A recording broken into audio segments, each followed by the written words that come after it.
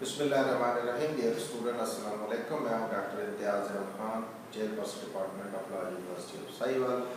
आज जो हमारा टॉपिक है वो है rights, duties, obligations in partnership. तो इसको हमने दो हिस्सों में तकसीम किया है। पहले हिस्से में हम इसकी नेचर्स को और रिलेशन को डिस्कस करेंगे और दूसरे हिस्से में इन्हीं rights and duties and obligations को देखेंगे पार्टनरशिप एक्ट के कॉन्टेक्स्ट में। पार्टनरशिप एक्ट 1932 के कॉन्टेक्स्ट में राइट्स, ड्यूटीज एंड ऑब्लिगेशंस क्या है।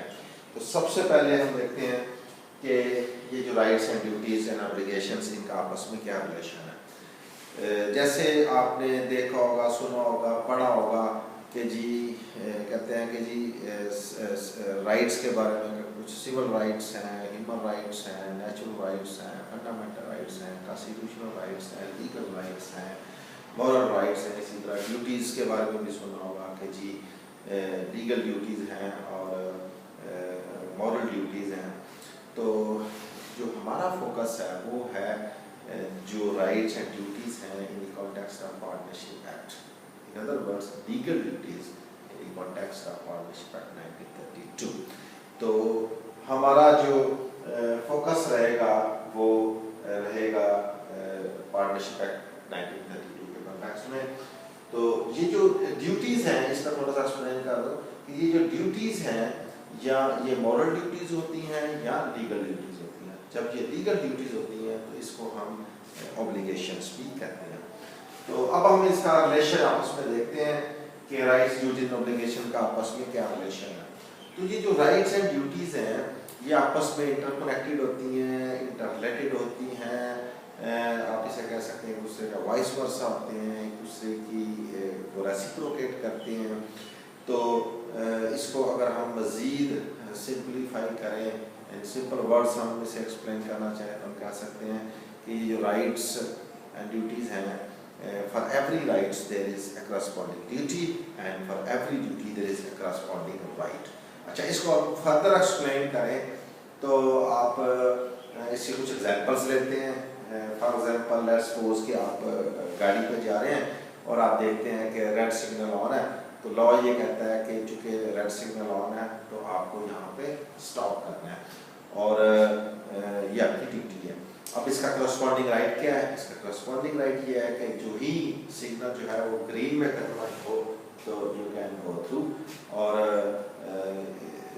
डेफिनेटली जब आपका सिग्नल ग्रीन हुआ है तो अपोजिट साइड से जो लोग आ रहे हैं उनके लिए सिग्नल रेड है। तो अब ये उनकी ड्यूटी है कि वो उस रेड सिग्नल पे खड़े हों ताकि आप इजीली गो थ्रू कर सके। तो इस तरह ये जो राइट्स एंड ड्यूटीज़ हैं आपस में कोरिलेटेड हैं, आपस में कनेक्टेड है। तो जब उनका सिग्नल रेड है, आपका ग्रीन है, आपका ग्रीन है तो उनका रेड है।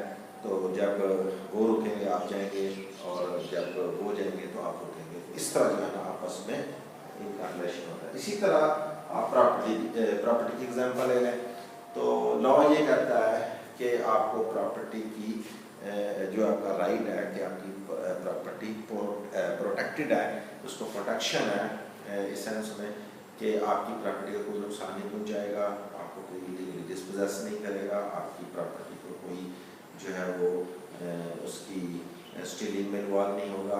ये आपका राइट है। अब इसका जो करस्पॉन्डिंग ड्यूटी है वो यही है कि आप भी किसी की प्रॉपर्टी को नुकसान नहीं पहुंचाएंगे, आप भी किसी को इलीगली डिस्पोजेस नहीं करेंगे प्रॉपर्टी से, आप भी किसी की प्रॉपर्टी की स्टीलिंग में इन्वॉल्व नहीं होंगे।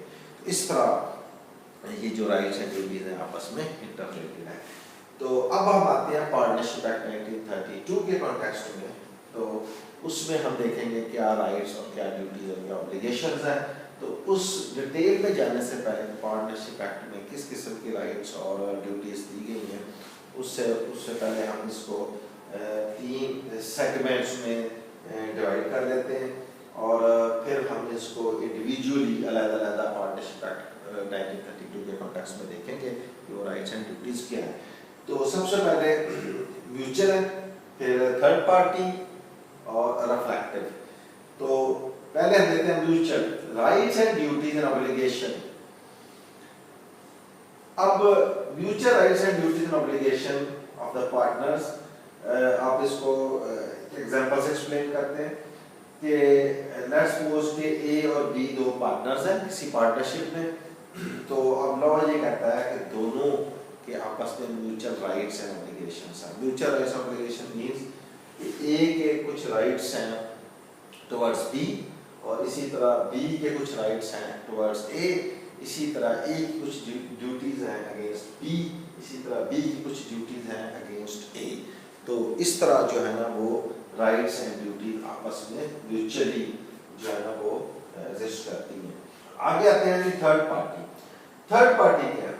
थर्ड पार्टी एक ऐसी पार्टी है जो कोई कंट्रैक्टर हो सकता है, या जैसे लिखा हुआ है कोई कंट्रैक्टर हो सकता है, वेंडर हो सकता है, सप्लायर हो सकता है, कोई कंपनी हो सकती है, कोई पर्सन हो सकता है, कोई पार्टनरशिप हो सकती है जो कि इस पार्टनरशिप का पार्ट नहीं है। ये सिर्फ उनके साथ कोई डील करते हैं, कोई कॉन्ट्रैक्ट करते हैं, किसी चीज़ की सप्लाई करते हैं, कोई भी एग्रीमेंट करते हैं, तो हम इसे कहते हैं थर्ड पार्टी। तो जब इनका इस पार्टनरशिप के साथ कोई डीलिंग होती है, कोई कॉन्ट्रैक्ट होता है, तो डेफिनेटली इसके भी कुछ राइट्स हैं, कुछ ड्यूटीज़ हैं, तो इसको भी हम डिस्कस करेंगे डिटेल में बाद में।